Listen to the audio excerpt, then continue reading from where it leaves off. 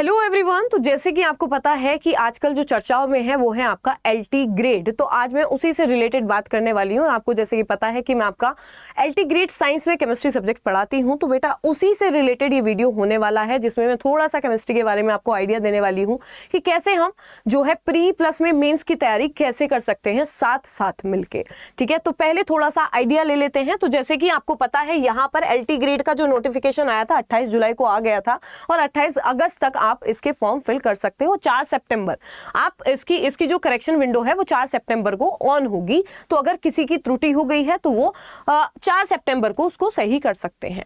ठीक है, total number of vacancy आपको पता है कि 7,466 नंबर ऑफ वैकेंसीज थी और मेल में अगर हम बात करें 4,860 और फीमेल में आपकी 2,525 वैकेंसीज हैं। और अगर हम ये 81 वैकेंसीज की बात करें वो है आपकी दिव्यांग के लिए।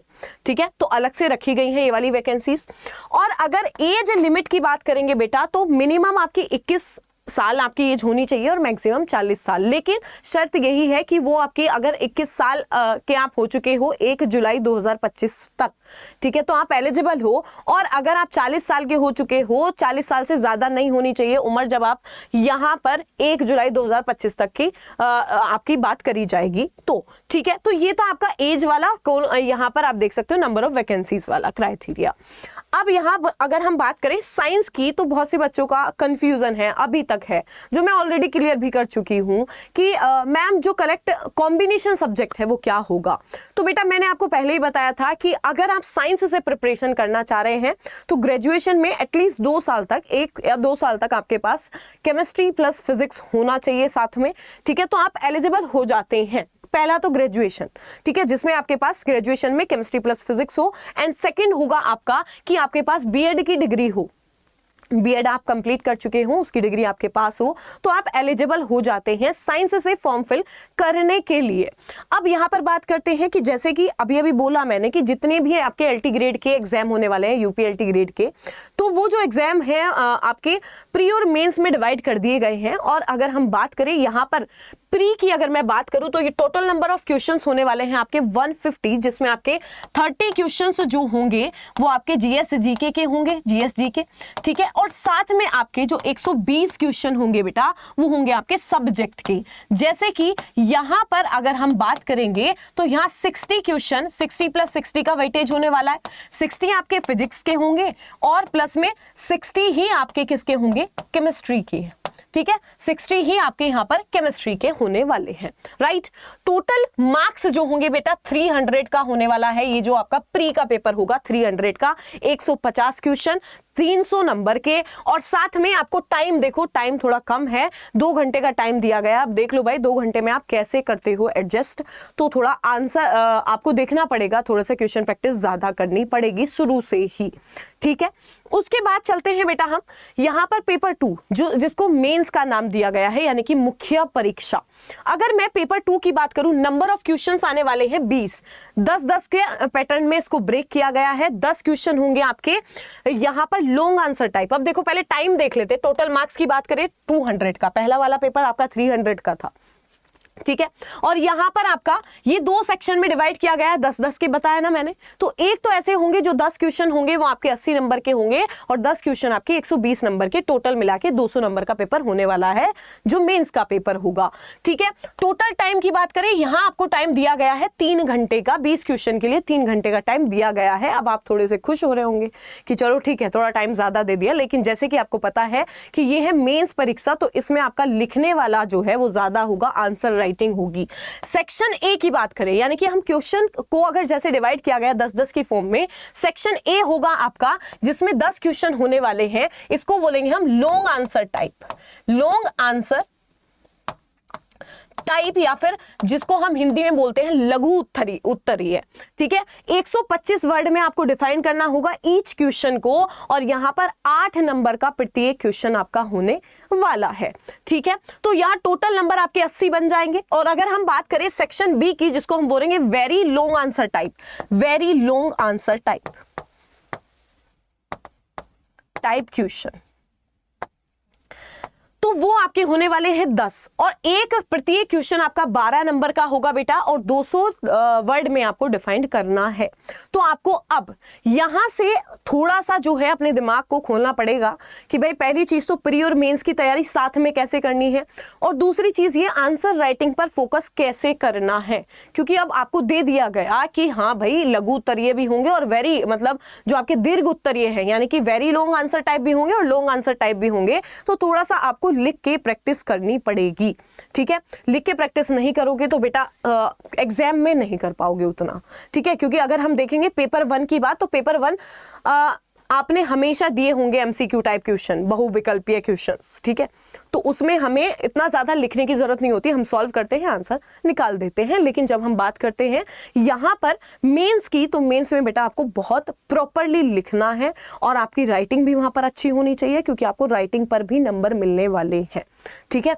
तो इस चीज का ध्यान रखना है। अब यहाँ पर अगर मैं बात करूं कैसे करें यहाँ तैयारी, अगर मैं केमिस्ट्री की बात कर रही हूं तो केमिस्ट्री में बेटा आपको एक चीज ध्यान रखनी होगी कि जब भी हम अब आपको बाइलिंगुअल लैंग्वेज में हम पढ़ा रहे हैं, ठीक है, मैं स्पेशली बाइलिंगुअल लैंग्वेज में आपको पढ़ा रही हूं, तो बेटा आपको अगर मान लो आपने जनरल ऑर्गेनिक केमिस्ट्री शुरू किया, जनरल या फिर इसको मैं लिख देती हूं जीओसी आपने शुरू किया, ठीक है, तो आपको यहां पर एक एक कॉन्सेप्ट जो है वो डिटेल में पता होना चाहिए, ठीक है। अब वो इतनी डिटेल में आपको पता होना चाहिए कि आप उसके एमसीक्यू भी कर पाए और साथ में आप उसके जो मेन वाला पेपर है यानी कि आपके लघु उत्तरीय और दीर्घ उत्तरीय क्वेश्चन जो है वो भी कर पाए। अब वो कैसे कर पाओगे, जब आप उसको डिटेल में उसकी डेफिनेशंस जो है वो आपको पता होंगी, उसके एग्जाम्पल्स आपको पता होंगे, तभी आप यहाँ पर 120 वर्ड्स और यहां आप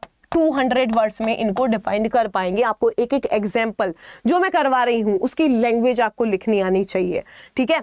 एक एक एग्जाम्पल डेफिनेशंस में लिखवाती हूं हमेशा, ठीक है, इंग्लिश में भी लिखवा रही हूं, हिंदी में भी लिखवा रही हूं। आपको वहां से ये देखना है कि अगर मैम ने ये एग्जाम्पल समझाया है तो इस एग्जाम्पल को हम कैसे लैंग्वेज में लिखेंगे, क्योंकि ऑब्वियस सी बात है इतना ज्यादा अगर हम क्वेश्चन को सॉल्व करवाएंगे और उसकी लैंग्वेज भी लिखवाएंगे तो सिलेबस कवर कर पाना डिफिकल्ट हो जाता है किसी भी टीचर के लिए, ठीक है। तो अब आपका एक क्वेश्चन होता है कि मैम फिजिक्स और केमिस्ट्री जो है साइंस के सब्जेक्ट है जैसे कि आपको पता है, तो इनमें हम क्वेश्चंस को 125 वर्ड्स एंड 200 वर्ड्स में कैसे डिफाइन कर पाए। तो उसका एक ही सोल्यूशन है, क्या, पहली चीज आपकी डेफिनेशंस, चाहे वो किसी भी तरीके का आप एग्जाम दे रहे हो, ठीक है, जो आपका लिखित वाला है, सब्जेक्टिव टाइप है जिसमें आपको हर चीज डिटेल में बतानी है। पहले आपको जो चीज आपसे पूछी गई है, मान लो आपसे क्या पूछ लिया गया, इंडक्टिव इफेक्ट पूछ लिया गया, तो आपको वहां पर उसकी डेफिनेशन पता होनी चाहिए, एक एक वर्ड आपको क्लियर होना चाहिए। फिर दूसरी चीज, जब आप उसके एग्जाम्पल दोगे, -i इफेक्ट है तो उसका ऑर्डर क्या होता है, इंडक्टिव इफेक्ट पूछा है तो उसमें आपको बताना पड़ेगा कि ये 2 टाइप से है, +i इफेक्ट, -i इफेक्ट, ठीक है। फिर उसके बाद तुम्हें वहां पर +i इफेक्ट का ऑर्डर क्या होता है, -i इफेक्ट का ऑर्डर क्या होता है, ये सब चीजें आपको डिफाइन करनी पड़ेंगी और कुछ एग्जांपल्स भी देने पड़ेंगी कि जैसे ये वाला इसका एग्जांपल है, ठीक है, क्या ये डिफाइन करता है। जैसे कि जब हम बात करते हैं आपसे जीओसी में आपसे बोला गया कि यहाँ पर इनके एप्लीकेशंस जो हैं वो भी बताने हैं, ठीक है, तो आपको पता होना चाहिए कि +i इफेक्ट किसके लिए यूज हो रहा है, ठीक है। और अगर जरा सा भी आपको इन चीजों में कंफ्यूजन है, मैं एक प्रॉपर वीडियो और लेके आऊंगी जिसमें मैं प्रॉपरली आपको केमिस्ट्री के लिए गाइड करने वाली हूँ स्टूडेंट्स, ठीक है। और अगर आपको डेमो क्लासेस देखने हैं, आप अभी तक आपने कोई बैच ज्वाइन नहीं किया और आप यहां से हमारे साथ जुड़ना चाहते हैं तो यहां पर जाएंगे आपको करना कुछ नहीं है, ठीक है। ऑलरेडी हमारे डेमो क्लासेस हो चुके हैं जो हैं आपके वाईटी पर अवेलेबल, आप टीचिंग अड्डा देखोगे तो वहां पर आप जाके देख सकते हो। और अगर आप यहां पर बैच परचेस करना चाह रहे हो, आपको बैच नहीं मिल रहा, अड्डा 24/7 की साइट पर जाइएगा, ऑल कोर्सेज पर चूज कीजिएगा और टीचिंग में जैसे ही आप जाते हैं यहाँ मिलेगा आपको UPLT ग्रेड और इसमें आपको मिलेगा यहाँ पर संगम UPLT ग्रेड साइंस, यहाँ पर प्रीलिम्स फाउंडेशन बैच। जैसे ही आप इसको खोलते हैं और इसमें तैयारी बिल्कुल वैसे ही कराई जा रही है, प्री और मेंस को मद्देनजर रखते हुए। और साथ में पहली चीज यहां पर अगर आप देख पा रहे होंगे तो ये 1840 का बैच है। बाय नाउ पर जाओगे, यहां पर बाय नाउ पर जैसे ही आप गए तो यहां आपको दिखेगा कि इसकी जो वैलिडिटी है वो 12 महीने के लिए है, ठीक है। तो 12 महीने के लिए है। और दूसरी चीज यहां पर अगर आप कूपन कोड का ऑप्शन आपको मिलेगा, आपको यूज करना है YT17। जैसे ही आप YT17 यूज करते हो, अप्लाई करते हो, तो ये जो आपका 1840 का बैच था वो आपको 1680 में मिल जाएगा।